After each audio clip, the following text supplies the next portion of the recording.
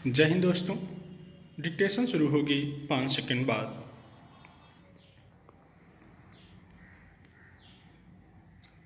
जांच एजेंसियों का यह दायित्व होता है कि अगर कहीं से किसी गड़बड़ी की शिकायत आई है और उसकी पड़ताल करने की जिम्मेदारी उन्हें सौंपी गई है तो उसे अंजाम देते हुए वे अपने अधिकारों और सीमा का ख्याल रखें। लेकिन ऐसी शिकायतें अक्सर आती हैं कि जांच के क्रम में किसी एजेंसी के अधिकारियों के पेश आने का तरीका कई बार भयादोहन की तरह लगने लगता है।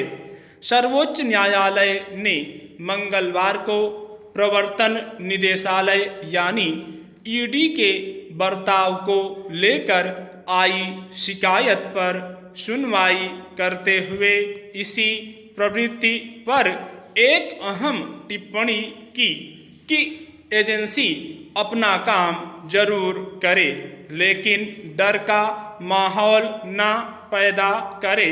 दरअसल मामला छत्तीसगढ़ सरकार से संबंधित है, जिसमें सुप्रीम कोर्ट में यह शिकायत की गई कि 2000 करोड़ रुपए के शराब घोटाले से जुड़े धन शोधन के आरोपों की पड़ताल करते हुए ईडी बहुत आपाधापी में काम कर रहा है और उसका मकसद मुख्यमंत्री भूपेश बघेल को फंसाना है।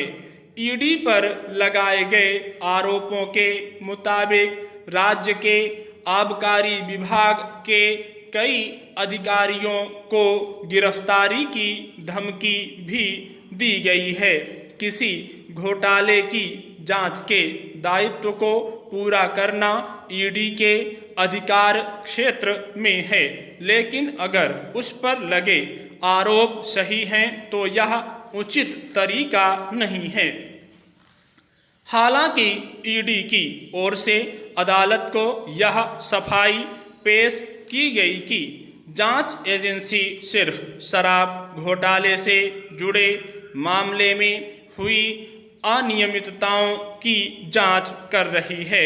निर्धारित प्रक्रिया के तहत होने वाली जांच से किसी को एतराज नहीं होना चाहिए, लेकिन अगर इस क्रम में आरोपों के दायरे में आए संबंधित पक्षों के सामने भय का वातावरण बनाया जाता है, धमकी का इस्तेमाल किया जाता है तो यह अपने आप में जांच की प्रक्रिया को कठघरे में खड़ा करता है।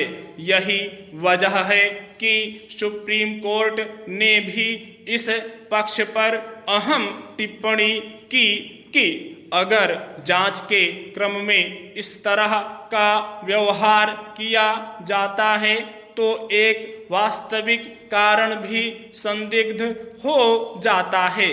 कायदे से देखें तो छत्तीसगढ़ में शराब घोटाले का जो स्वरूप अब तक सामने आ सका है उसकी उचित तरीके से पड़ताल होनी चाहिए और सभी तथ्य सामने आने चाहिए ताकि असली दोषियों को सजा के अंजाम तक पहुंचाया जा सके।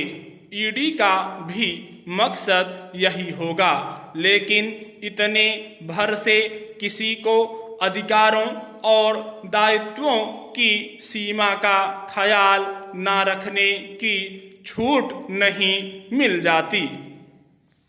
विडंबना यह है कि इससे पहले भी ईडी की कार्यशैली को लेकर सवाल उठ चुके हैं और अदालतों की ओर से उसकी सीमा को लेकर स्पष्ट टिप्पणियां की गई हैं।